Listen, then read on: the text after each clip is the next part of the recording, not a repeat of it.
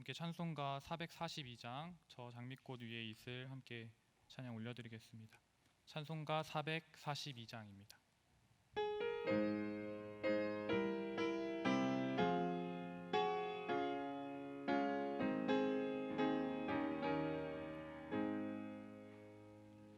저 장미꽃 위에 있을 아직 맺혀 있는 그때에 귀에 은은히 소리 들리니 주 음성 분명하다.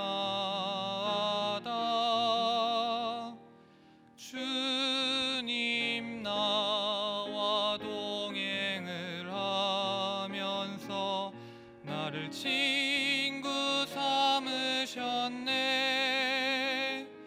우리 서로 받은 그 기쁨은 알 사람이 없도다. 그 청아한 주의 음성 우는 새도 잠잠케 한다. 내게 들리던 주의 음성이 늘 귀에 쟁쟁하다. 주님 나와 동행을 하면서 나를 친구 삼으셨네. 우리 서로 받은 그 기쁨은 알 사람이 없도다. 밤 깊도록 동산 안에 주와 함께 있으려 하나. 괴로운 세상에 할 일 많아서 날 가라 명하신다.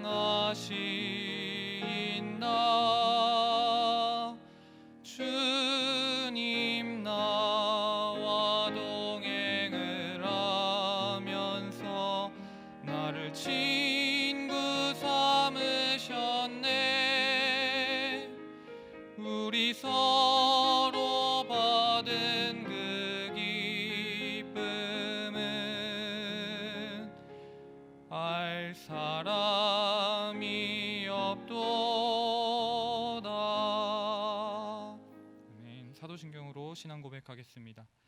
전능하사 천지를 만드신 하나님 아버지를 내가 믿사오며 그 외아들 우리 주 예수 그리스도를 믿사오니 이는 성령으로 잉태하사 동정녀 마리아에게 낳으시고 본디오 빌라도에게 고난을 받으사 십자가에 못 박혀 죽으시고 장사한 지 사흘 만에 죽은 자 가운데서 다시 살아나시며 하늘에 오르사 전능하신 하나님 우편에 앉아 계시다가 저리로서 산자와 죽은 자를 심판하러 오시리라. 성령을 믿사오며 거룩한 공의와 성도가 서로 교통하는 것과 죄를 사하여 주시는 것과 몸이 다시 사는 것과 영원히 사는 것을 믿사옵나이다. 아멘. 찬송가 288장 예수를 나의 구주 삼고 함께 찬양하시겠습니다.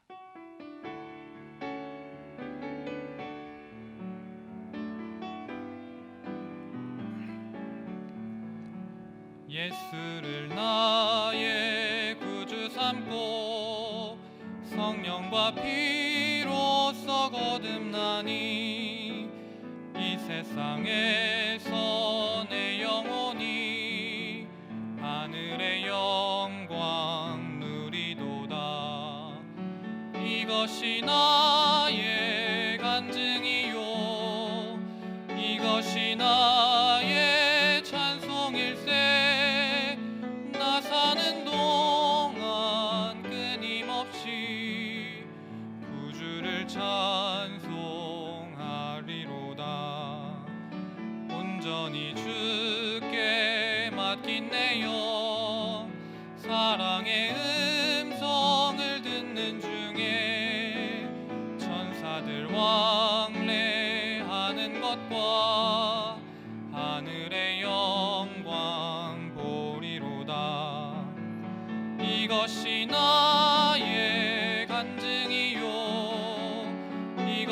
나의 찬송일세. 나 사는 동안 끊임없이 구주를 찬송하리로다.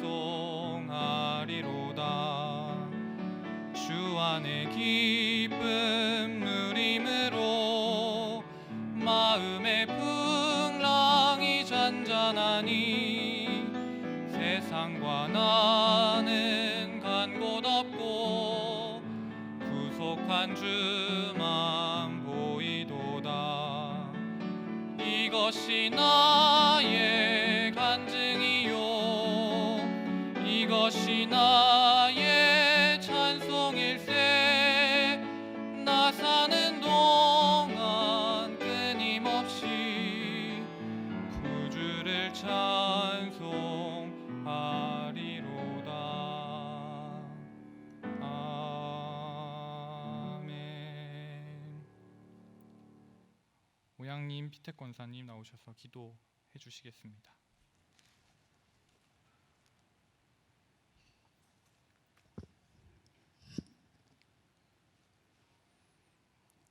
저희들을 예배자로 불러주신 주님, 오늘 비오는 흐린 날씨에도 예배를 사모하여 성전에 모이게 하시니 감사드립니다.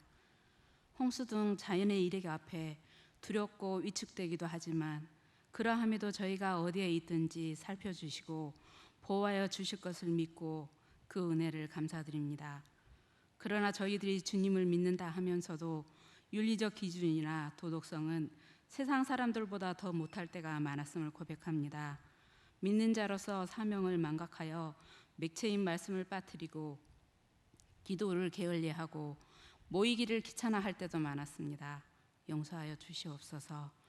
지금 이 시간 수요예배 말씀으로 마음을 가다듬고 재무장하기 원합니다. 함께하여 주시옵소서. 이 나라 이 민족 이 산천을 살아가시는 주님, 지금 저희는 코로나19로 온라인 학교 교육과 마스크 착용이 일상화되고 자연재해로 온 국민이 힘들어하는 과정에 있습니다. 주님이 주신 자연의 소중함을 모른 채 마구 버리고 개발하여 갈수록 홍우, 폭우 등으로 산천이 파괴되어 회복할 수 없는 상태가 되어가고 있습니다. 또한 부동산 정책과 포괄적 차별금지법 등 혼란한 사회는 내일을 보다 더 예측하기가 어려워졌습니다. 세상은 점점 하나님을 멀리하고 물질을 더욱더 의지하며 윤리와 도덕도 사라지고 있는 듯이 보입니다. 그러나 주님, 점점 삭막해지는 세상 속에서도 하루가 무섭게 파괴되는 자연 속에서도 하나님의 자녀로 이 현실을 살아나가야 하는 우리의 어린 자녀들이 있습니다. 세상의 것이 최고로 생각하는 우리 아이들이 있습니다. 바라옵기는 지름길이 있는데도 불구하고 굳이 광야에서 헤매는 아이들이 되지 않도록 도와주시옵소서. 하나님을 아는 것이 인생 최대의 지름길임을 깨닫게 하셔서 세상에서만 살아남기 위해 고군분투하는 아이들이 되지 않게 하시고 하나님 울타리 안에서만 진정한 자유와 평안이 있다는 것을 알게 하여 주시옵소서. 노아후 방주에서 1년 10일을 기다리게 하셨지만 긴 침묵 후에 더 큰 축복이 임하셨음을 상기합니다. 게으름을 버리고 눈물이 젖은 눈으로 동안의 해결로 어려운 이웃을 위해 파괴되어가는 소중한 자연을 위해 아이들을 위해 아버지 앞에 무릎 꿇고 기도할 때 방주에 있는 노아를 기억하셨듯이 저희 기도를 기억하시고 이루어 주실 줄 믿습니다. 은혜 내려 주시옵소서. 마땅히 행할 길을 인도하시는 주님, 우리 교육학 문민센터의 책임을 다하고자 사단법인 설립 등 큰 비전을 앞두고 있습니다. 이웃 봉사와 섬김으로 한 영혼을 깊이 사랑하는 교회로 도약할 기회를 주시니 감사드립니다. 직분과 사명 받들어 소홀함과 부족함 없게 하여 주시고 모든 사업들이 하나님의 영광만을 드러내는 데 손색이 없도록 인도하여 주시옵소서. 이 목민센터의 맡은 바 책임을 위하여 수고하고 땀 흘리는 이혼회를 위하여 기도하게 하시고 그 가정에 하나님의 축복과 은혜를 가득 부어 주시옵소서. 천지가 없어지더라도 1.1획도 없어지지 않고 다 이루어지실 것이라 약속하신 주님, 노이제 전도사님의 대언의 말씀을 통해 그 진리를 깨닫고자 합니다. 알아들을 수 있는 지혜 주시고 이 말씀을 가슴판에 새겨서 생활에서 직접 실천할 수 있도록 은혜 내려 주시옵소서.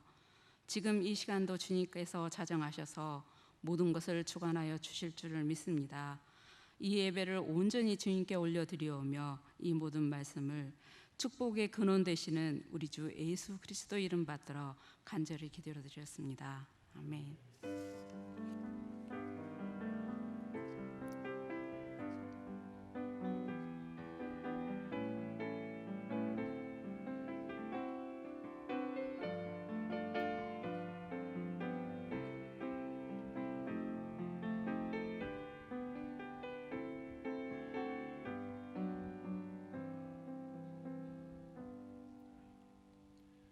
하나님의 말씀 보겠습니다. 오늘 함께 보실 하나님의 말씀은 사무엘하 11장 1절부터 17절까지의 말씀입니다. 사무엘하 11장 1절부터 17절 말씀입니다. 제가 가진 성경으로는 477페이지에 있습니다. 한 절씩 교독해서 하나님께 올려드리겠습니다. 제가 먼저 읽겠습니다. 그 해가 돌아와 왕들이 출전할 때가 되매 다윗이 요압과 그에게 있는 부하들과 온 이스라엘 군대를 보내니 그들이 암몬 자손을 멸하고 랍바를 에워쌌고 다윗은 예루살렘에 그대로 있더라.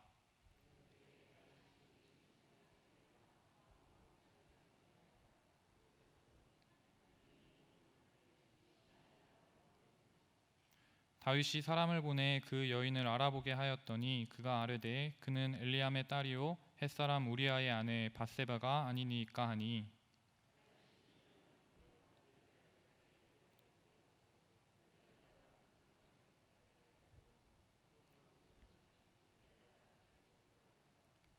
그 여인이 임신함에 사람을 보내 다윗에게 말하여 이르되 내가 임신하였나이다 하니라.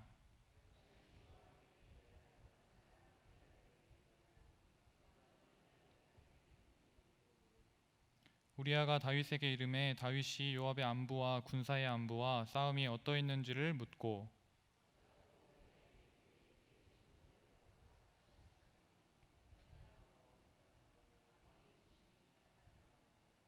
그러나 우리아는 집으로 내려가지 아니하고 왕궁 문에서 그의 주의 모든 부하들과 더불어 잔지라.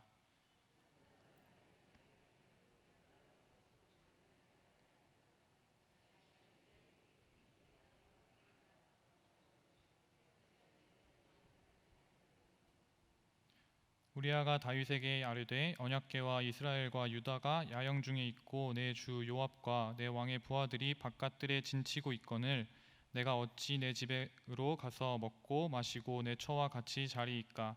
내가 이 일을 행하지 아니하기로 왕의 살아계심과 왕의 혼의 살아계심을 두고 맹세하나이다 하니라.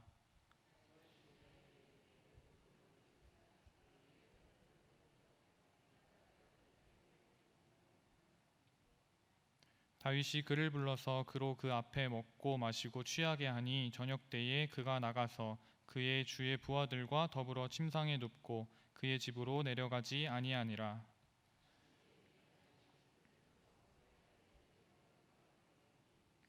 그 편지에 써서 이르기를 너희가 우리아를 맹렬한 싸움에 앞세워 두고 너희는 뒤로 물러가서 그로 맞아 죽게 하라 하였더라.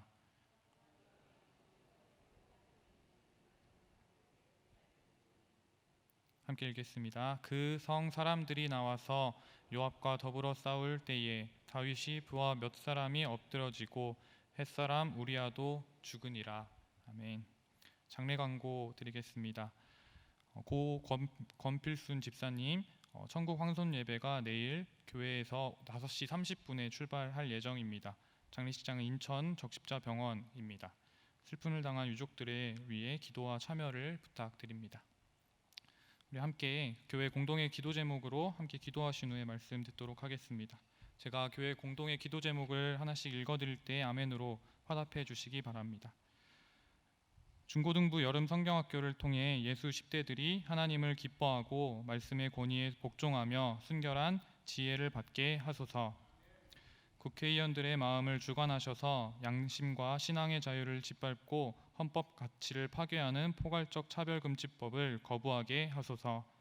온 성도들이 말씀 묵상의 즐거움을 날마다 체험하고 주일마다 안식의 특권을 공동체에게에서 경험하게 하소서.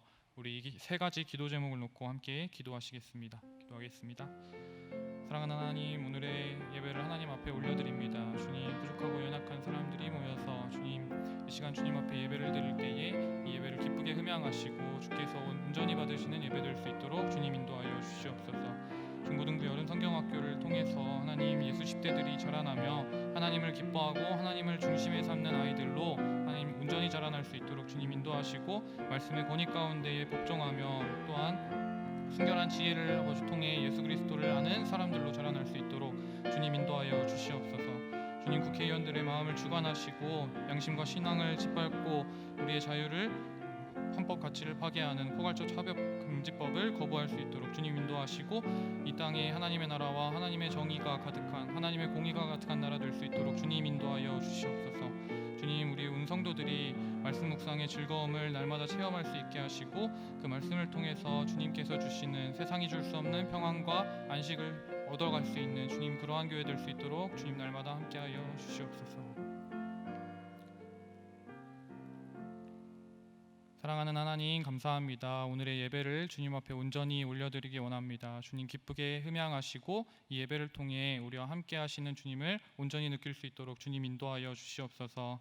중고등부 여름 성경학교 중에 있습니다. 가정과 교회에서 드려지는 여름 성경학교 가운데 주님, 우리의 10대들을 기쁘게 받으시고 하나님을 기뻐하고 말씀의 권위에 순종하는 아이들로 자라날 수 있도록 주님 날마다 인도하여 주시옵소서. 주님, 우리나라 가운데 포괄적 차별금지법이 상정되지 않을 수 있도록 주님 인도하시고 주님, 이 땅에 하나님의 정의와 하나님의 공의가 가득한 나라 될 수 있도록 주님, 우리 교회와 또한 국회의원들의 마음을 주장하여 주시옵소서. 온 성도들이 말씀을 묵상하고 그 말씀 가운데 하나님께서 주시는 참 평안과 안식을 누리도록 주님 우리를 인도하시고 그 가운데서 하나님의 나라를 온전히 누릴 수 있도록 주님 인도하여 주시옵소서. 사랑이신 예수 그리스도의 이름으로 기도합니다. 아멘. 성경에 등장하는 인물들 중에서 예수님을 제외하고 가장 사랑하는 인물을 뽑으라고 한다면 성도님들은 누구를 뽑으시겠습니까? 네, 많이 떠오르시는 인물들이 분명히 있으실 것 같습니다. 성경에는 훌륭한 인물들이 참 많이 등장하고 그 가운데는 우리가 본받을 만한 인물들도 분명히 있습니다. 믿음의 조상이었던 아브라함이 그러했고 또 민족의 위대한 지도자였고 하나님과 대면했던 유일한 사람 모세가 그러했습니다. 네, 죽으면 죽으리라 라는 고백을 통해 민족을 구원했던 우리 에스더도 그렇습니다. 또 신약에서 찾아보자면 예수님의 수제자였던 베드로가 그러했고 가장 사랑하는 제자 요한이 그러했습니다. 최고의 목회자이고 선교사였던 바울도 그렇습니다. 그런데 저는 개인적으로 이스라엘의 가장 위대한 임금이었던 다윗을 가장 좋아한다고 말하고 싶습니다. 이스라엘 전체를 두려움에 떨게 했던 거인 골리앗을 소년의 몸으로 물리쳤던 장면들을 생각할 때, 그리고 하나님의 언약궤가 예루살렘으로 들어올 때 부끄러운 체면을 생각하지 않고 온 마음을 다해서 하나님을 경외했던 장면들, 그리고 성경의 가장 많은 부분을 차지하는 시편의 아름다운 찬양들을 볼 때 다윗은 너무나 매력적인 인물이기 때문입니다. 특별히 유대인들에게 다윗은 더 위대한 인물이지 않을까 싶습니다. 우리나라로 비교하자면 세종대왕이나 충무공 이순신과 같은 오히려 그것보다 더 존경받는 인물이지 않을까 싶습니다. 네, 이스라엘 국기를 한번 볼까요? 이스라엘 국기에 새겨진 육각별의 모양이 있습니다. 상상하실 수 있겠죠? 네, 이스라엘 국기에 새겨진 육각별의 모양을 우리는 다윗의 별이라고 부릅니다. 유대교와 유대인의 대표적인 상징이지요. 이것을 볼 때 그의 위상이 얼마나 대단한 것인가 우리는 알 수 있습니다. 그리고 세상적으로만 아니라 사도행전 13장 22절 말씀에서는 다윗을 이렇게 평가하고 있습니다. 네, 함께 사도행전 13장 22절 말씀 제가 읽어드리겠습니다. 사울을 패하시고 다윗을 왕으로 세우시고 증언하여 이르시되 내가 이새의 아들 다윗을 만나니 내 마음에 맞는 사람이라 내 뜻을 다 이루리라 하시더니 라고 평가하고 있습니다. 다윗의 별명은 하나님 마음에 합한 사람입니다. 네, 너무 멋진 별명이지 않습니까? 제가 생각할 때 가장 나도 이런 사람이었으면 좋겠다 이런 생각이 드는데, 저 같은 경우에는 낳아주신 부모님의 마음에도 합하게 사는 것이 참 쉽지가 않았습니다. 지금도 그렇고 내일이 저희 어머니 생일인데 아직 무엇을 해드릴지 고민도 잘 못 해봤습니다. 네. 그런데 성경에서는 무려 다윗을 하나님 마음에 합한 사람이라고 표현하고 있는 것입니다. 저는 이런 다윗이 너무나 멋있고 닮고 싶은 마음에 제 개인 SNS 상태 메시지에 항상 이렇게 써놓았습니다. 하나님 그의 마음에 합한 자. 네. 그리고 제가 물건을 좀 자주 잃어버리는 편인데, 그래서 대학생 때 학교 교과서에도 이렇게 앞에 써놨던 기억이 있습니다. 하나님 그의 마음에 합한 자 노희재. 네. 이렇게 써놓으면 뭔가 누군가 제 책을 찾았을 때 빨리 좀 돌려주고 싶은 마음이 생기진 않을까, 이런 마음에 좀 정성껏 썼던 기억이 있습니다. 네, 바울은 자신을 소개할 때 날마다 그리스도의 노예, 예수 그리스도의 종, 하나님의 종 바울이라고 표현했던 것처럼 저는 모든 사람에게, 그리고 저를 아는 모든 이들에게 하나님의 마음에 합한 사람으로 기억되고 싶었던 것입니다. 그리고 또 제가 섬기고 있는 지금 초등부 아이들 또 하나님 마음에 합한 사람으로 자라기를 간절히 소망하며 오늘도 섬기고 있습니다. 오늘 예배하는 성도님들에게도 동일한 마음으로 하나님의 은혜가 있기를 간절히 소망합니다. 제가 너무나 좋아하는 다윗이지만 그의 모든 순간이 아름답고 본받을 만한 모습은 아니었던 것 같습니다. 비록 하나님 마음에 합한 사람이라고 할지라도, 그러한 평가가 있을지라도 치명적인 죄의 모습들이 그의 삶에 분명하게 존재했다는 것이지요. 오늘 다윗의 인생의 가장 큰 실수의 순간을 살펴보며 우리가 안에 경계해야 할 모습들을 찾아보는 시간이 되기를 소망합니다. 다윗이 처음부터 잘 나가는 집안에 인정받는 왕의 제목은 아니었던 것 같습니다. 그는 베들레헴에서 아버지의 양을 치던 목동에 불과했습니다.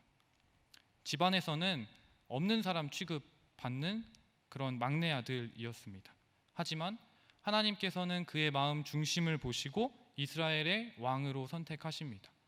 이 선택은 단순히 하나님께서 이스라엘의 2대 임금, 이스라엘의 가장 큰 권력자를 선택하신 것이 아니라 하나님을 대신해서 이스라엘을 다스리고 하나님의 뜻대로 자신의 백성을 이끌어갈 왕을 선택하신 것이며, 또 궁극적으로는 우리가 이미 알고 있지만 영원한 왕이신 예수 그리스도의 계보를 만드는 선택이기도 합니다.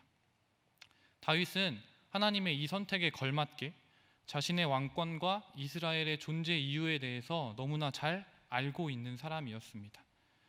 왜냐하면 그가 자신이 왕이 된 것과 이스라엘의 존재 이유가 하나님의 말씀에 순종하고 하나님의 뜻대로 사는 것임을 너무나 잘 알고 있었기 때문입니다. 다윗이 왕으로 세워진 후에 가장 여호와의 임재를 상징하는 언약궤를 예루살렘으로 들여왔다는 사실이 그것을 증명하고 있습니다. 이 사건은 다윗이 얼마나 자신이 하나님을 마음 중심에 두고 있는지를 표현해 주는 사건이기도 합니다. 그 언약궤가 다윗성 안으로 들어올 때 그는 옷이 벗겨질 정도로 춤을 추면서 하나님을 경외하고 있었습니다. 그런데 이를 본 미갈의 모습을 여러분 기억하시나요? 이를 본 미갈의 모습은 다윗은 하나님의 그 찬양하는 모습을 보았지만 다윗은 그 체면 없이 왕인데 어떻게 저럴 수 있지? 하면서 그를 부끄러워하고 민망해했습니다. 이를 본 미갈은 다윗을 업신여겼던 것이지요. 그런데 다윗은 이러한 업신여김과 부끄러운 것에 전혀 개의치 않는 모습이었습니다. 대중 앞에 선 부끄러운 모습을 보는 것은 다른 사람들이었지만 다윗은 그 위에 계시는 하나님을 바라본 것입니다. 그리고 다윗의 맏형인 엘리압은 골리앗 앞에 선 다윗에게 다윗의 교만함과 완악함을 보았지만 다윗은 골리앗보다 더 크신 하나님만을 바라보는 사람이었습니다. 하나님은 이런 다윗을 이렇게 평가하고 이렇게 이스라엘의 주권자로 삼으십니다. 사무엘하 7장 9절 말씀 함께 읽겠습니다. 시작. 너를 목장 곧 양을 따르는 데서 데려다가 내 백성 이스라엘의 주권자로 삼고. 이스라엘을 돌보는 주권자가 되게 하신 것입니다. 그의 마음 중심을 보시고, 그리고 그의 왕위가 영원히 견고하게 보존될 것이라는 약속을 그에게 하십니다. 왜냐하면 다윗은 하나님 마음에 합한 사람이었기 때문입니다. 이렇게 왕이 된 다윗은 블레셋, 모압, 에돔, 소바, 다메섹, 하맛과 같은 큰 국가들을 차례차례 점령하기 시작합니다. 그리고 이스라엘 영토를 계속해서 확장시켜 나가는 것입니다. 하나님은 다윗이 어디로 가든지 승리하게 하십니다. 사무엘하 8장 14절 말씀에 이렇게 증언합니다. 다윗이 에돔의 수비대를 두되 온 에돔의 수비대를 두니 에돔 사람이 다 다윗의 종이 되니라. 다윗이 어디로 가든지 여호와께서 이기게 하셨더라. 다윗이 여러 강국을 이길 수 있었던 원인은 바로 하나님께 있었던 것입니다. 그리고 오늘 우리가 본 본문의 1절은 다시 한번 정복 전쟁에 나가는 이스라엘 군대를 보여주고 있습니다. 그 해가 돌아와 왕들이 출전할 때가 되매 이제는 다시 정복 전쟁을 시작하는 것이죠. 이스라엘은 겨울이 지나고 이제 겨울은 우기입니다. 비가 많이 오는 우기이고, 여름이 되면 덥고 건조한 날씨가 지속되는 건기를 맞이합니다. 겨울 동안 내리던 비가 그치고 도로의 사정이 좋아지고 이제 군량미가 원활히 수급이 될 수 있을 때 전쟁의 시작이 되는 것이죠. 이때 맞춰서 다시 시작된 암몬과의 전쟁 중에 오늘의 밧세바 사건이 발생하는 것입니다. 이제까지 다윗은 하나님의 은혜를 입어 승승장구하는 삶이었습니다. 인생의 전성기였고 나라는 풍요의 시절을 보내고 있었습니다. 마치 흔히들 얘기하는 봄날을 맞이한 것이지요. 오늘 본문도 그렇습니다. 다윗의 군대가 랍바라는 암몬의 성을 에워싸고 있었던 것을 보았을 때 암몬과의 전투는 거의 승리를 앞두고 있었던 것이죠. 막바지를 향해 가고 있는 전쟁의 상황 가운데서 이 사건이 발생하는 것입니다. 이상한 것은 다윗의 군대는 전쟁터에 나가 있지만 다윗은 예루살렘 성 안에 있는 것입니다. 여기에서 이유를 살펴보자면, 굳이 따지자면 이제는 대군이 된 이스라엘 군대가 당연하게 승리할 것이라는 믿음이 있었을 수도 있고, 또는 왕은 이스라엘 예루살렘에서 성벽을 방어하는 역할을 맡았을 수도 있을 것입니다. 그런데 문제는 다윗이 전쟁에 나가지 않고 평화 가운데 있을 때 발생하는 것입니다. 밤중에 옥상을 거닐다가 한 아름다운 여인을 발견하는 것입니다. 그리고 다윗은 사람을 시켜서 이 여인에 대한 정보를 수집하게 합니다.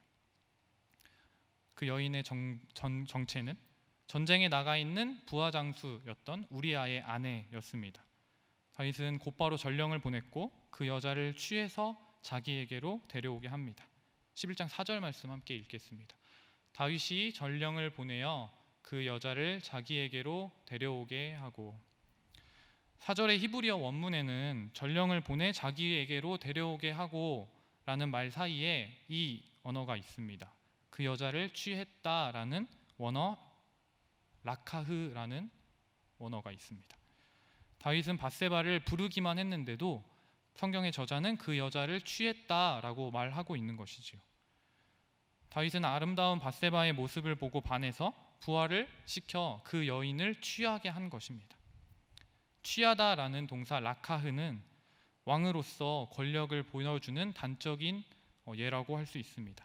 사무엘상 8장 11절부터 19절 말씀에 사무엘은 왕들이 백성의 것을 취하는 자가 될 것입니다 라고 경고하면서 이 단어를 사용합니다. 하나님의 부르심을 입었던 자 다윗, 하나님의 마음에 합한 자 다윗도 죄의 유혹에서 벗어나지 못한 채 세상의 왕들처럼 이미 백성의 것을 취하는 사람이 되었다는 것입니다. 다윗은 부하로부터 밧세바가 우리아의 아내라는 사실을 알았을 때 자신이 취하면 안 되는 것임을 분명하게 알았을 것입니다. 왜냐하면 남의 아내를 취하는 일은 율법에서 분명하게 명시하고 있는 죄이기 때문입니다. 출애굽기 20장 17절 말씀 함께 보겠습니다. 내 이웃의 아내나 그의 남종이나 그의 여종이나 그의 소나 그의 낙이나 무릇 내 이웃의 소유를 탐내지 말라. 10계명의 10번째 계명을 어기는 행위를 지금 다윗이 행하고 있는 것입니다. 이스라엘의 왕이었던 다윗이 이 계명을 몰랐을 일은 만무합니다. 그럼에도 불구하고 다윗은 우리아가 전쟁터에 나가 있음을 알고 밤중에 그 아내를 취한 것입니다. 이미 욕정의 눈이 멀어서 하나님의 율법을 무시하게 되는 비극이 벌어진 것입니다. 그런데 이 비극이 사실 우리의 모습과 멀리 떨어져 있지 않다는 것을 기억했으면 좋겠습니다. 우리도 언제나 이 탐욕과 욕심에서 벗어나지 못하고 애써 하나님의 말씀을 무시하고 애써 하나님의 말씀에 돌이켜서 살아갈 때가 너무나 많기 때문입니다. 오늘 우리 이런 모습들, 우리의 죄인된 모습을 하나님 앞에 솔직하게 고백하는 시간 되기를 간절히 소망합니다. 하나님께서는 자신의 마음에 합한 자였던 다윗에게 넘치는 은혜와 복으로 허락하셨습니다. 양을 돌보던 소년에서부터 역사상 가장 위대한 왕이 되기까지 하나님의 은혜가 없이 되어진 일은 단 한순간도 그리고 단 한 뼘도 없었습니다. 하지만 그렇게 하나님을 사랑하고 하나님을 경외하던 다윗조차도 모든 일이 잘 되고 승승장구하던 그 때에, 평안하던 봄날 같을 때에 부지불식간에 욕망에 사로잡힌 것입니다. 그리고 그 욕망은 하나님을 뒷전에 두고 하나님의 마음에 합한 일이 아닌, 하나님의 뜻이 아닌 일을 행하게 되는 것입니다. 그리고 그는 하나님께서 주신 권력을 통해 자신의 뜻을 사용하게 됩니다. 하나님의 뜻이 아닌 자기 자신을 위해 사용하는 것입니다.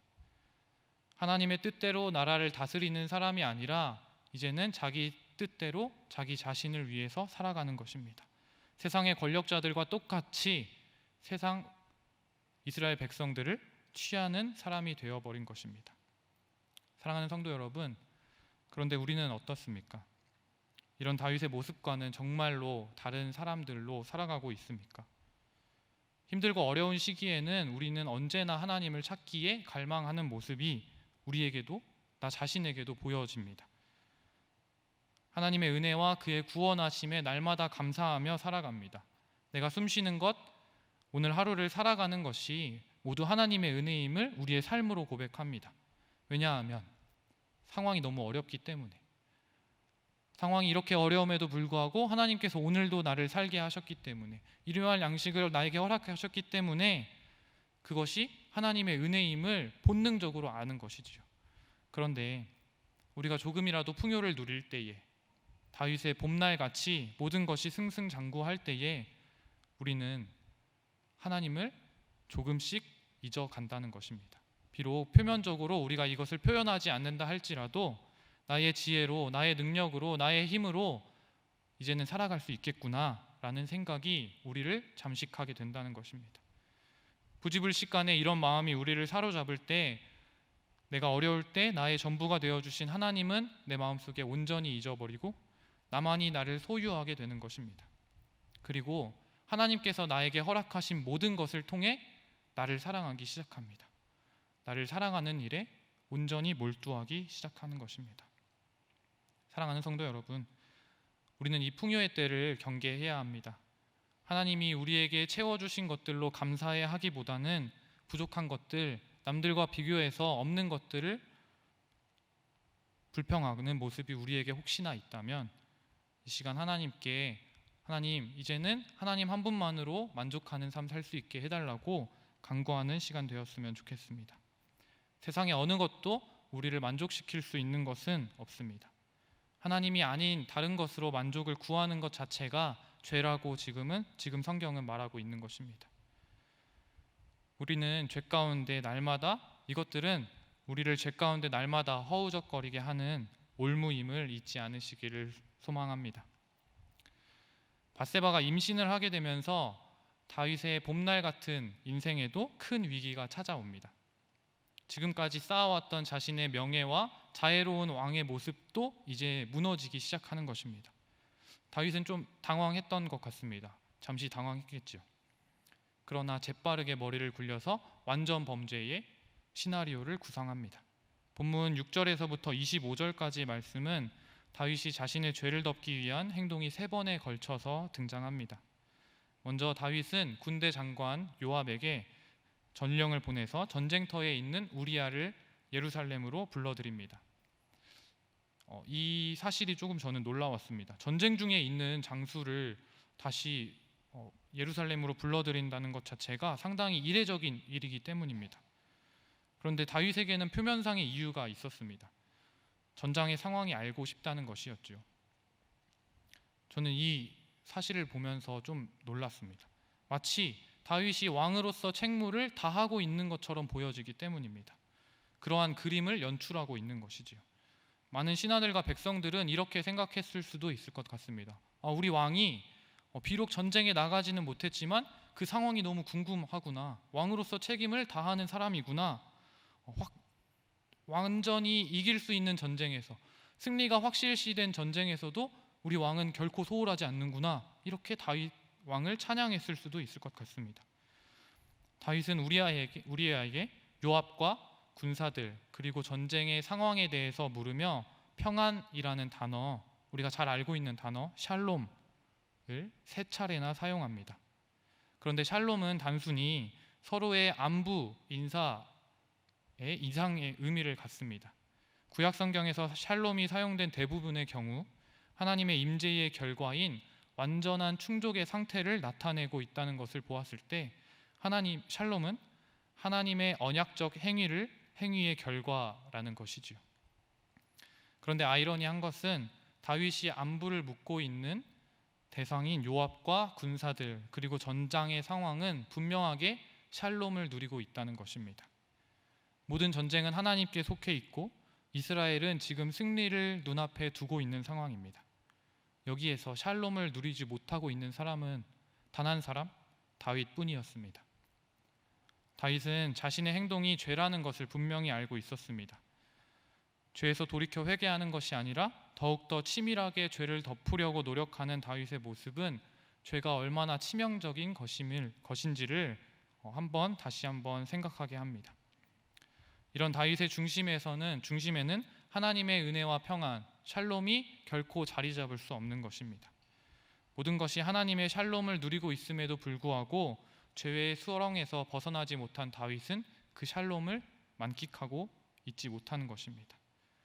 다윗은 우리아에게 집으로 내려가서 발을 씻으라는 명령을 합니다. 왕으로서, 상관으로서 굉장히 자애로운 모습으로 비춰질 수도 있습니다. 다윗이 전장의 상황이 궁금해서 우리아를 불렀던 것처럼 전장에 나가 있던 장수를 불러들여서 이제 집으로 가서 좀 쉬렴 하는 모습은 굉장히 자애로운 왕의 모습으로 비춰질 수 있다는 것이지요. 그러나 우리가 다 알다시피 그 내막은 우리아가 집으로 내려가서 아내와 동침하기를 바라고 있는 것입니다. 왜냐하면 그래야만 자신의 죄를 덮을 수 있기 때문입니다. 하지만 그의 의도와는 다르게 우리아는 집으로 내려가지 않습니다. 그는 하나님 앞에서 그리고 왕 앞에서 충성스러운 사람이었기 때문입니다. 우리 11절 말씀을 함께 읽겠습니다. 우리아가 다윗에게 아뢰되 언약궤와 이스라엘과 유다가 야영 중에 있고 내 주 요압과 내 왕의 부하들이 바깥 뜰에 진치고 있거늘 내가 어찌 내 집으로 가서 먹고 마시고 내 처와 같이 자리이까 내가 이 일을 행하지 아니하기로 왕의 살아계심과 왕의 혼의 살아계심을 두고 맹세하나이다 하니라. 전쟁 중에 있는 군인에게는 지켜야 할 전쟁 법들이 있습니다. 군인은 성결을 유지해야 한다는 것입니다. 다윗 스스로도 이러한 사실에 대해서 너무나 잘 알고 있었습니다. 다윗은 전쟁에 능한 왕이었기 때문이죠. 사무엘상 21장 5절 말씀을 보시면 다윗이 제사장에게 대답하여 이르되 우리가 참으로 3일 동안이나 여자를 가까이 하지 아니하였나이다. 내가 떠난 길이 보통 여행이라도 소년들의 그릇이 성결하겠거늘 하물며 오늘 그들의 그릇이 성결하지 아니하겠나이까 하매. 다윗의 이 발언은 신명기 23장에서 명시하고 있는 전쟁법에 대해서 다윗이 너무나 잘 알고 있었다는 사실을 보여줍니다. 그럼에도 불구하고 다윗은 자신의 죄를 덮기 위해 하나님의 율법과는 반대되는 행위를 자신의 부하에게 지금 시키고 있는 것이죠. 하지만 우리아는 이러한 전쟁법을 충실하게 이행하기 위해서 밧세바와 잠자리를 함께 하지 않습니다. 이렇게 충성스러운 우리아의 모습은 지금 다윗의 모습과는 너무나도 반대되는 모습인 것입니다. 전쟁 중에 왕궁에서 범죄하고 이를 덮기 위해 하나님의 율법과는 전혀 상반되는 일을 하는 다윗과 대조적으로 보이는 것입니다. 다윗이 이런 첫 번째 계획은 비록 실패로 돌아갔지만 다윗은 결코 포기하지 않습니다. 다음 날 또 우리아를 불러서 이제는 직접 취하게 하는 치졸한 방법을 사용합니다. 아무래도 사람이 술에 취하면 하나님의 뜻은 잊어버리고 그리고 자신의 생각대로 자신의 욕망대로 살아갈 것이라고 생각했기 때문입니다. 다윗은 이상한 끈기를 가지고 끝까지 자신의 범죄를 감추려고 노력하는 것입니다. 그런데 이러한 모습은 끝까지 하나님의 율법에 따라 살려고 하는 우리아의 모습과는 완전히 대조되고 있습니다. 끝내 우리아는 집으로 내려가지 않고 하나님의 율법을 준수하기 위해 애씁니다. 그리고 이제 다윗은 자신이 가진 최후의 수단을 사용하게 됩니다. 요압에게 우리아가 전쟁 최전선에 나가서 싸우게 하고 군대를 물러서 그를 죽게 하라는 편지를 보내는 것입니다. 우리아는 이제 자신의 죽음이 담긴 편지를 자기 손으로 들고 전장으로 향하게 됩니다. 이러한 모습들을 볼 때 다윗은 지금 브레이크가 고장난 자동차를 타고 급한 내리막을 달리고 있는 것 같습니다. 잘못된 욕망에서 시작된 죄가 또 죄를 낳고 이제는 결코 스스로 멈출 수 없는 단계로 접어들게 되는 것입니다. 하나님의 은혜가 없는 곳에서 죄악의 요소들이 그 빈자리를 분명하게 차지하는 것입니다. 다윗에게는 분명히 회개할 기회가 있었다고 저는 생각합니다. 밧세바가 우리아의 아내였다는 사실을 알았을 때 내 부하의 아내는 남의 아내는 탐하지 않아야 된다는 것이구나. 그것을 다윗은 분명히 알았기 때문입니다. 또 비록 범죄하였을지라도 우리아가 이제 예루살렘으로 들어왔을 때 자신이 밧세바와 동침하라고 보냈을 때 우리아가 범죄치 않는 모습을 보고 다윗은 회개했어야 합니다. 하나님의 율법을 온전히 지키는 그 모습을 보았을 때 분명히 다윗은 회개했어야 한다는 것입니다. 술에 취했음에도 불구하고 하나님의 율법에 온전히 순종하는 우리아의 모습을 통해 그는 깨달았어야 합니다. 그러나 다윗은 끝까지 자신의 죄를 회개하기보다는 수단과 방법을 가리지 않고 자신의 죄를 덮기 위해 애쓰고 있습니다. 이러한 모습은 하나님의 은혜를 잊어버린 다윗의 본 모습이라고 할 수 있습니다. 하나님의 은혜를 잊어버린 사람은 하나님의 뜻과는 전혀 무관한 삶을 살게 되는 것입니다. 그런데 여러분, 이러한 다윗의 모습이 우리의 모습과 전혀 다른 모습이라고 할 수 있을까요? 하나님의 은혜가 없이는, 날마다 하나님의 깊은 교제가 없이는 우리도 이와 똑같은 삶을 살고 있지는 않습니까? 우리도 거리낌 없이 거짓말하고 방탕하고 남을 비방하고 또 마음으로 날마다 살인하는 추악한 죄인의 모습이지는 않습니까? 안타깝게도 우리는 모두 이러한 죄에서 스스로 벗어날 수 없는 나약한 사람들임을 하나님 앞에 온전히 고백하기 원합니다.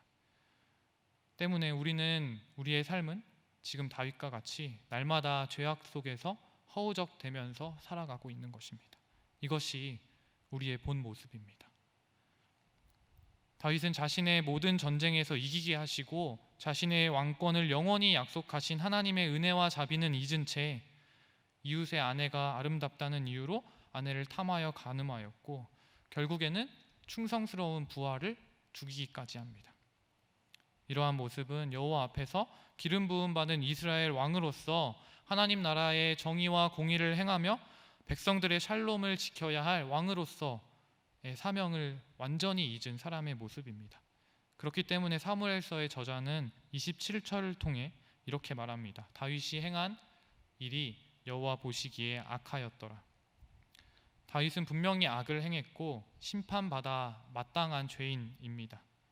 하지만 그럼에도 불구하고 하나님께서는 다윗에게 나단 선지자를 보내어 다시 한번 회개할 기회를 허락하십니다. 나단의 질책을 통해 다윗은 회개하지만 결국 다윗이 저지른 죄에 대한 징계는 분명합니다. 하나님은 자비의 하나님이신 동시에 공의의 하나님이시기 때문입니다. 죄의 결과는 칼이 그의 집에서 떠나지 않는 것이었고, 이 사건 이후로 다윗의 집안에는 살인 사건이 끊이지 않습니다. 압살롬은 형 암논을 죽이고 반란을 일으켜서 죽음을 맞이하고, 아도니아는 다윗의 수종들던 아비삭을 요구한 일로 솔로몬에게 죽게 됩니다. 그리고 밧세바와 낳은 첫째 아이가 죽을 것이라는 예언 또한 성취됩니다. 이렇게 다윗이 저지른 죄의 결과는 참혹했습니다. 다윗은 하나님의 기름 부음 받은 이스라엘의 통치자였기 때문에 개인적인 징계뿐만 아니라 이스라엘 공동체에도 큰 부정적인 역할을 미치게 되는 것입니다. 큰 영향력을 가진 사람일수록 자신의 행동에 대한 책임은 막중하고 중대한 것이라는 것을 성경에서 말하고 있는 것입니다. 그런데 사랑하는 성도 여러분, 우리는 어떤 사람들입니까? 우리는 스스로를 그리스도인이라고 부르기를 주저하지 않는 사람들입니다. 왕같은 제사장이고 거룩한 나라고 그의 소유된 백성이라고 날마다 고백하며 살아가는 사람들입니다. 하나님의 선택받은 백성으로서 그 누구보다 영향력 있는 사람들이 우리 아닙니까? 우리는 예수 그리스도를 말미암아 구원을 받은 하나님의 자녀들입니다. 이보다 더 큰 영향력을 가진 사람들이 세상에 존재하겠습니까? 이만큼 우리의 책임은 막중하다는 것입니다. 사랑하는 성도 여러분, 우리가 다윗의 멋지고 아름다운 모습 그리고 선한 영향력을 기억하는 것뿐만 아니라 연약한 다윗의 모습도 함께 바라보기를 소망합니다. 그리고 우리의 삶을 다시 한번 살필 수 있기를 간절히 소망합니다. 하나님께서 우리에게 주신 수많은 은혜들이 분명히 있습니다. 아주 사소한 것부터 시작해서 영원한 생명, 구원에 이르기까지 우리의 삶이 설령 비루하게만 보일지라도 그 가운데서 하나님이 허락하신 은혜는, 그리고 하나님께서 허락하시지 않은 것은 단 한 뼘도 그리고 1분 1초도 없습니다. 우리는 모두 하나님의 청지기로서 하나님께서 주신 모든 은혜에 감사해하며 살아가는 사람들입니다. 그리고 우리는 그 청지기로서의 본분의 역할을 잊지 않아야 하는 것입니다. 다윗이 그 은혜의 근원을 망각하고 자신의 욕망에 눈이 멀어 죄 가운데 빠져서 헤매였던 이 사건을 기억하고 경계해야 합니다. 우리도 매 순간 하나님을 향한 거룩함을 잃어버릴 때 다윗과 같은 실수를 범할 수밖에 없는 연약한 사람들임을 날마다 주님 앞에 고백하기를 소망합니다. 사랑하는 성도 여러분, 우리는 연약하고 날마다 죄 가운데 씨름하며 피 흘리는 믿음의 싸움을 싸워 나가야 하는 사람들입니다. 그리고 매 순간 범람하는 죄 가운데 맞서야 하는 것이 우리의 삶입니다. 하지만 그럼에도 불구하고 하나님께서는 교회에 소망을 두시는 분임을 이 시간 고백했으면 좋겠습니다. 우리 교회가 이러한 믿음 안에서 각자 거룩한 제사장으로 삶의 모든 영역에서 허락하신 하나님의 은혜를 잊지 않고 하나님의 말씀을 살아내며 서로를 다독이고 위로하는 예수 그리스도의 몸된 공동체, 하나님 마음에 합한 공동체가 되기를 간절히 소망합니다. 다윗은 풍요의 때에 마땅히 나가야 할 전장이 아닌 자신의 궁정에서 하나님의 은혜를 잊고 범죄합니다. 성도 여러분, 우리의 삶이 비록 전쟁 같을지라도 우리가 감사할 수 있는 이유는 전쟁에 능하신 하나님께서 우리의 아버지이시고 우리의 대장 되신 예수 그리스도께서 그 이미 승리하신 싸움에 우리가 나아가는 것이기 때문입니다. 우리는 그 승리의 깃발을 든 채 하나님께서, 예수 그리스도께서 싸워 가신 그 길을 뒤따라가는 사람들입니다. 그러나 혹시 우리의 삶이 지금 다윗과 같이 봄날을 거닐고 있다면 우리 안에 하나님의 은혜를 잊고 살아가지는 않는지 한번 더 기억해 봤으면 좋겠습니다. 다윗은 봄날에 자신에게 주신 하나님의 은혜를 망각하고 범죄하였습니다. 우리가 이 은혜의 때를 걷고 있다면 다시 한번 하나님을 마음에 두고 하나님을 중심에 두고 살아가고 있는지 점검해 보는 시간 되었으면 좋겠습니다. 우리의 삶이 비록 전쟁 같을지라도 주님께서 주신 은혜에 감사해야 하며, 그리고 나의 삶이 비록 지금 봄날 같을지라도 하나님께서 주신 은혜에 교만하지 아니하며 살아가는 모든 성도님들 되시기를 간절히 소망합니다. 우리 함께 찬송가 301장 고백하시면서 하나님께 올려드리겠습니다.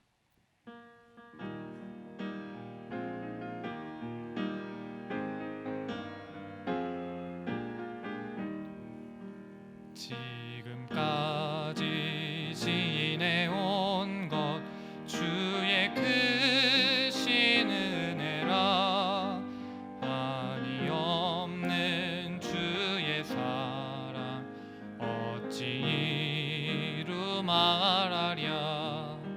자나깨나 주의 손이 항상 살펴주시고